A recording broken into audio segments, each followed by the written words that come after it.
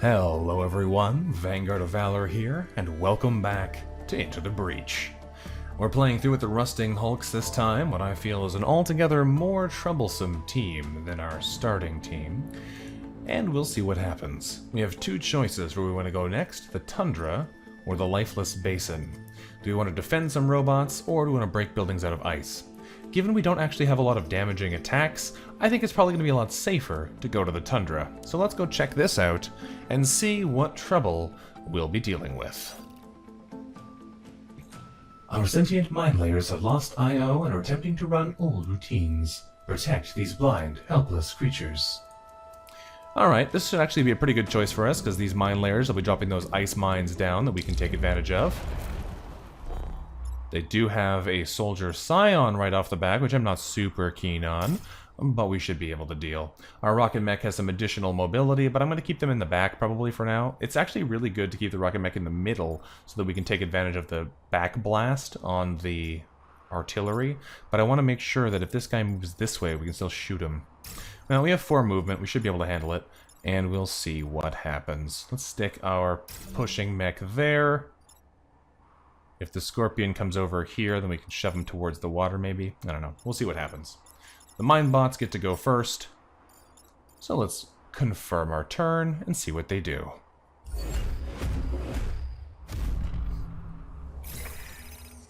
Ah, we have a time pod right off the bat.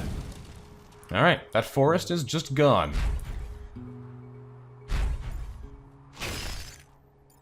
That's as good a start as any, and that is exactly the positioning I was worried about, speaking of.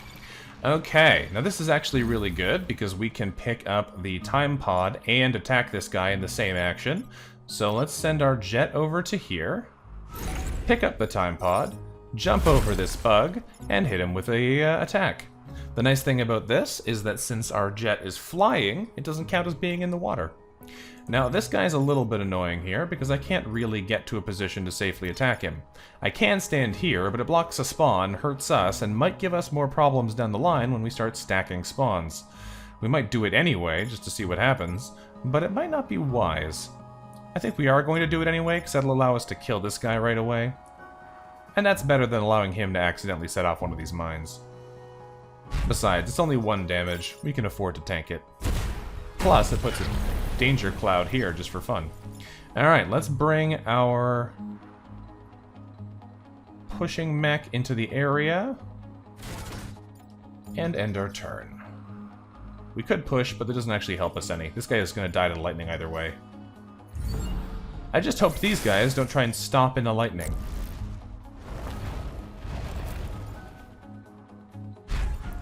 Lays a mine and moves over 1 tile. Okay, they're kind of pinning themselves here, which I don't like a whole lot, but we can deal. Okay, so what I'm seeing right now is some bugs trying to be as irritating as possible. If it wasn't for the fact that both of these guys were here, we could just shove this one into the water. I might do that anyway. If I move the artillery here, I can bomb him out and shove this guy into the water with Abe. That might be our best play. They're going to drop a whole bunch of enemies on us in a second. We're going to have 4 new guys coming in. But we might as well make their lives as troublesome as possible. Now, before we shove him into the water, is there anywhere I want to put a smoke tile or block their movement from? Because right now, almost everything is either smoke or mines.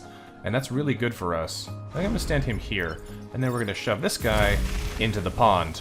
There we go. The shield is unneeded. They will not hit you. That's correct. Okay. I could drop a bomb if I want, but I actually don't want. Let's just end our turn and see where these guys can go. I guess our allies move first, so they're going to have a chance to move into the spaces they've left, but they leave mines behind, so I don't know about that. That one can't move. That's a little bit unfortunate. He's going in the pond. And he's trying to free his ally there. That one froze himself. There you go. Okay, well we know this guy's going in the pond. That's just what's going to happen to him. This one's a little bit harder for us to deal with, because we can't easily get around to him. Although I may move the artillery over to here and shoot him that way. Kills this one, even though it frees this one from the ice. This guy, I can get with our artillery, or with our rocket here, but it's actually going to put me on the freeze mine, which is not great. That means we don't get to do anything with the jet until we spend someone's turn shooting him. So that's not ideal. Is there a better way here? Pulse Mech can't quite get around to shove him onto the ice mine, so that's not going to work. This guy's probably going to break out either way. This one's already frozen. It might be okay, honestly, to freeze ourselves. I don't know if we have a better option here. Shoving this guy into the water protects our little mine robot, which is pretty key. I guess these guys won't stand on the water because they are on the ice because they can't put mines there, would be my guess. They might be able to, but we haven't seen it yet. I can't really get to anything else. I can push in here, but those are both mine tiles, which would freeze me, even though they don't do damage. The shield doesn't protect me from environmental effects, I don't think. Oh, blocks any negative effects, fire, freezing, and acid. There you go. So the shield actually does protect me from ice. So if I wanted, I could stand here, shove this guy over one and this guy over one, but that doesn't do anything to either of these two. What it would let me do... Is there any way? No, because I can't get on that line. I could move over to here and artillery this guy from behind if I use our pushing mech to ignore the ice and shove them out the way. Then I can get our jet mech over to the side here and cover this guy. And this doesn't unfreeze him. That might be the play here, actually. That's not bad. Let's move over here. Take care of him. Test this out. Shield ignores the ice effect. Very nice.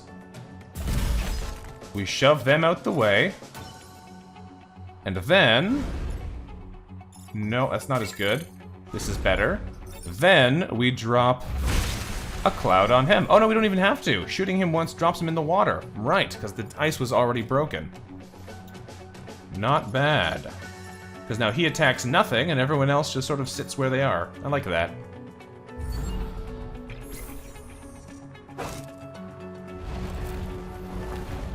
It turns out it's really hard to get this guy experienced. Our fighter pilot tends not to kill anything on his own turns, which definitely hampers his leveling up. Okay. What is the play here, then? This is the final turn, so we actually are fine. As it is, they're not doing anything to really give us trouble.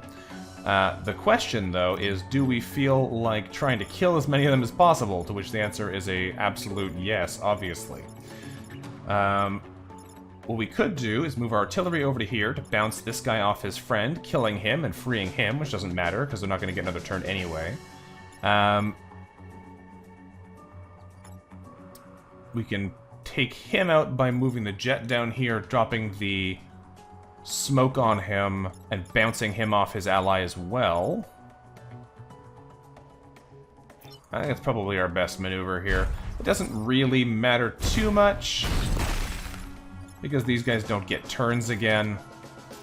We're going to wind up freeing a whole bunch of them just for fun, but I don't think it matters. We're going to freeze ourselves and shove those guys. We freed a whole bunch of bugs, but they don't do anything significant to us, so it actually doesn't matter. These maps get really messy with all of these guys shooting artillery and dropping smoke everywhere. Alright, region secured. We got 2 corporate reputation for defending the robots, and we got our time pod. Hopefully we get a pilot in here we can use on one of these other vehicles. Well, let's see what we get. We did! We got Ralph Carlson. Well, Ralph is not the most impressive captain, but he's certainly a good one to have on hand. We also got a reactor core, which is always good. And that is the end of our first island. Where do I want to put Ralph? Maybe on the jet mech? Because it's so hard to gain experience there. That means if he does get experience, he gets more. Plus he has a big start on Sergei here. So that's probably where we want him to be. As of right now, Tui here in our rocket mech is doing a fine job. Do we want to put that power, though, into one of these abilities? We could put it into shield friendly on the pilot mech, turn off shield self, because he doesn't take any damage from these guys anyway. And that way we can use him to power up our allies, protect them a little bit, and especially buildings. That would be really useful. The fact that he can put a shield bubble on buildings is maybe the biggest deal about that ability. Or do we want to buff up the damage on the aerial bombs? Because putting those up to 2, we can't do that yet, but do we want to save up for that? I don't think we do. At the end of this mission, we're going to get the ability to buy more power anyway. I think it makes much more sense to put it into something we can benefit from right away. So we'd either be bumping the damage on the rocket artillery to 3, which we don't really need yet, I don't think, or putting the shield-friendly ability on Abe's pulse mech here. So that's what we're going to go for. We're going to give Abe the shield-friendly effect, so if we push one of our allies, it puts a defensive bubble on them. And that should give us an edge here, because he still has armor protecting himself. Well, let's go attack the corporate HQ here. We have to kill a Firefly leader and protect the corporate tower. Let's see if we can pull it off. Pinnacle Tower is under attack. My analysis processor is unable to identify the species of mech threatening us. Caution is advised. Let's get in there. Okay, we don't have a whole lot of positioning choices, which I'm not a huge fan of.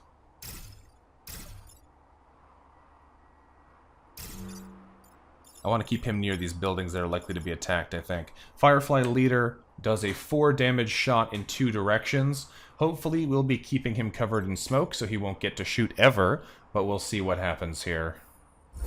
If he just goes straight for the corporate tower and has something on either side, we might be in trouble. Nope, he's coming straight for us, which is fine by me.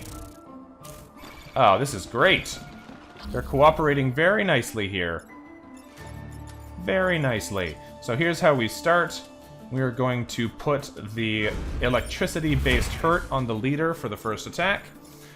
Then we're going to come over here, give ourselves shields and damage these guys. Now one of the buildings is shielded, as is our jet.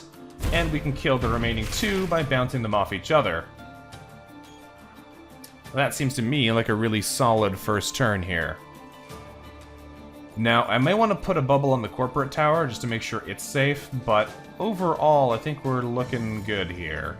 Let's end our turn. Because that does 2 damage to him. We have a Scion here buffing HP that I don't like the look of. He's going to go grab our artillery mech, isn't he? You bet he is. Okay. Well then, we have a couple of options here. Right now, we can actually totally ignore the Firefly leader because this shield is on the building, which is really cool. Now, alternatively, there are a couple of different ways we can deal with this.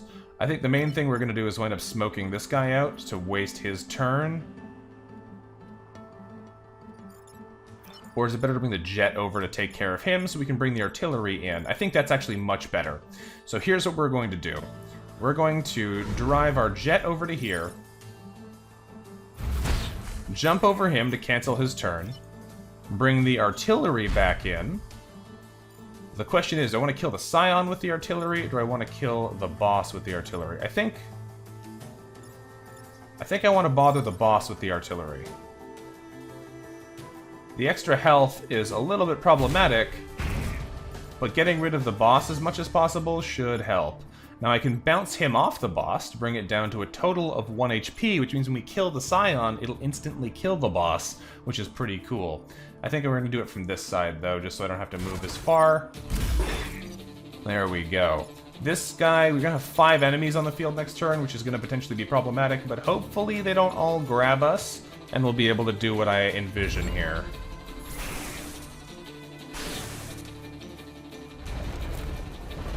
Okay, a mortar and a hornet. That's all deal-withable. Deal-withable, yep.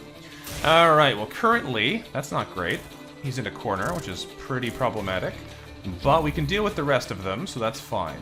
So, we have an easy double kill here with our pushing mech. All we have to do is shove the Scion into the boss, and they both die. Is there a better play there? Probably not for our pushing mech. That drops the health on everybody else, which is really nice. Now the jet can move over here and take this guy out by jumping over him. And the artillery can clear this guy by attacking the empty tile over here, putting him in smoke. Because now they both take smoke damage and die. Let's end our turn here, I think.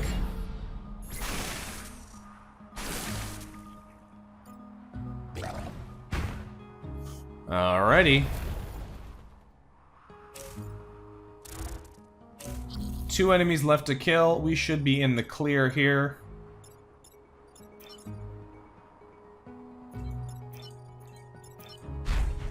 Alright, Thuy, we're gonna give you a kill on this guy, I think. There we go. And if we jump him, he'll die as well. Good, clean victory. The interesting thing about these guys is that the shape of the map really makes a difference to how hard they are to use. This map, which has only inward corners like this, is a lot easier than maps that have outward corners like this. Or I guess the opposite. I guess these would be outward corners because they stick out, rather than inward corners that stick in. Because when there's a shape they can get in the middle of, it makes it really hard for this team to deal with if an enemy stands there. Whereas a shape like this, no problem. We can kind of smush him this way. Alright, let's end our turn and take our glorious victory. That's a dead bug, my friends. Mission complete. Thousands of lives were saved today. I am thankful for the time you've sacrificed to aid us. Alright. Job done, friends. Job done. You have saved Pinnacle, accomplishing every objective without fail. Allow me to provide additional aid. Yeah, please do. What are you offering me? Henry Kwan. This guy is awesome. The mech can move through enemy units. I think we want him. I think he'll be an excellent pushing mech. We could also overpower the grid, or put a ranged class rock accelerator, launch a rock at a tile, pushing adjacent tiles sideways. That's not bad. It's a good different type of maneuver, which we don't have currently, but Henry Kwan would be really handy here, I think. Especially on this guy. I feel bad for our other pilot, because we're going to take a new one here and immediately displace him. But I think that's going to be our best choice. I don't think it's ever good to take the overpower grid option. I just don't think it's ever a good choice, because if you take the pilot, you can sell them for 2 power. So this way you can use them or sell them. So, I don't know. We're going to take Henry Kwan, though, because I think his special is going to be excellent. And we've unlocked him, which is pretty good. So, how do we want to spend our reputation? We've got 8 points to spend, so we have to take a look at what they're offering us, and we can go from there. We can deploy a light tank to help us in combat, once per battle, and it takes 2 to power. We can give it more health, so probably up to 3, and we can do it from 1 damage or no damage to 2 damage? No damage currently. So that's an interesting ability. I don't know if we really want that, though. We already have a lot of pushing in this team. The defensive shrapnel for a brute class unit allows us to push things around a target. We probably don't want that. It gives us the ability to do something that doesn't require jumping over an enemy for our brute, but I don't think that's better in this point. And the heavy artillery is a big damaging area of effect. That might be worth getting just because it allows us to target specific tiles, but it's also only 1 use per battle. Vortex Fist sounds pretty cool. Damage and push all adjacent tiles to the left. I don't think we're going to go for that one, though, because it damages us as well, and we don't have a prime class unit.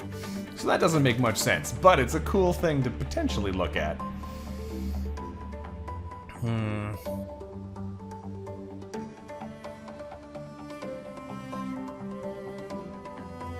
Alright, I think we are going to probably want just more reactor cores. Maybe the light tank, but we just can't power it, which means we'd be buying it as an investment for the future. That's the part that I'm not really sure on. Maybe the heavy artillery, but our artillery already has the storm generator on, which needs power. So if I move it, then we won't be able to use the storm generator unless I take one of these new power cores and put it into a different unit to take that passive, because we need that passive.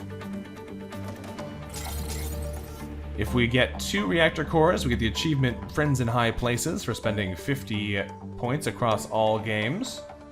Alright.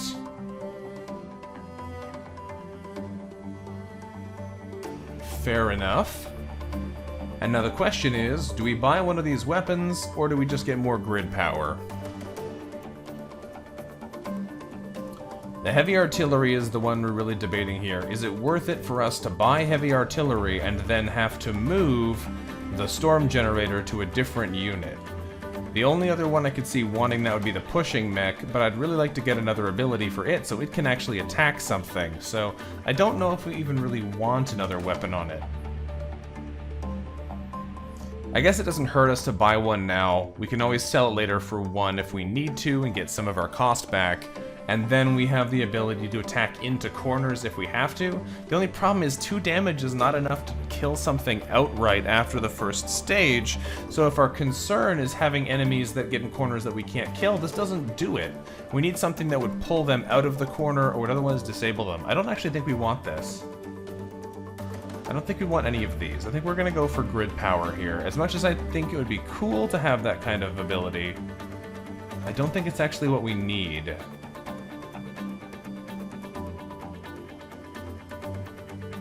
It's hard to say, though. We often wind up leaving enemies damaged, so having a big area effect could clear them out quite nicely.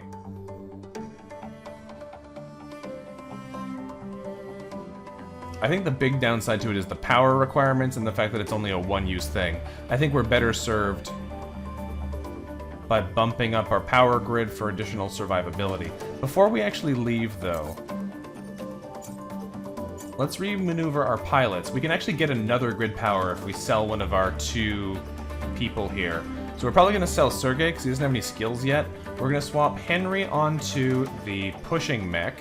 It's going to make it hard for him to level up, which I don't like very much, but I think it's going to be really good for him. We're going to put Abe on the artillery mech, and we're going to sell Sergei, or rather donate Sergei to the military team going on here. Spend reputation. Donate Sergei. I don't know how to pronounce that, so I'm sorry if I'm saying it wrong. We're going to keep Thui, just in case someone dies. That way we'll have a pilot with a decent ability already available. And we're going to buy an additional reactor core. Now, with Henry, we no longer have access to shield friendly, which is a little problematic. We might give him 1 power just to be able to turn that back on, which sucks a little bit, but we should have an additional power we can take out of the move for Abe, because he now has 4 move already because of his additional 1 mech move of power.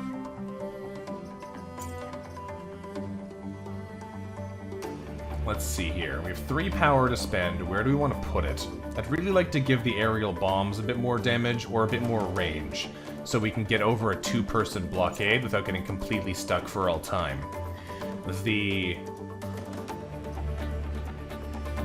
And then 1 into shield friendly, probably. We'll hold on to the additional health maybe here. Additional movement. Movement's pretty good on this guy, actually. Okay, we put 1 point into Henry, so he can get shield friendly, because that ability seems really helpful. Especially since he can now move through enemies to get out the way. We can also take 2 points into Ralph here. We're going to go onto the testing range before we move on here, because I want to see, if we have this, does it force us to jump really far, or do we have the choice of only jumping 1 tile if we want? That's not a really useful testing mode. Actually, it's like this allows us to test here if we want to jump to this tile, but we can't easily test anything else. We can't see if we can jump to that distance instead. So let's I can't undo my move. I can just keep moving. Okay. It does. It allows us to jump 1 or 2 tiles. So I think that's probably pretty darn good here. It allows us to put more smoke down. But it also allows us to do a shorter move if we don't want to put smoke in a specific tile. Okay. I think that's what we're going to go for.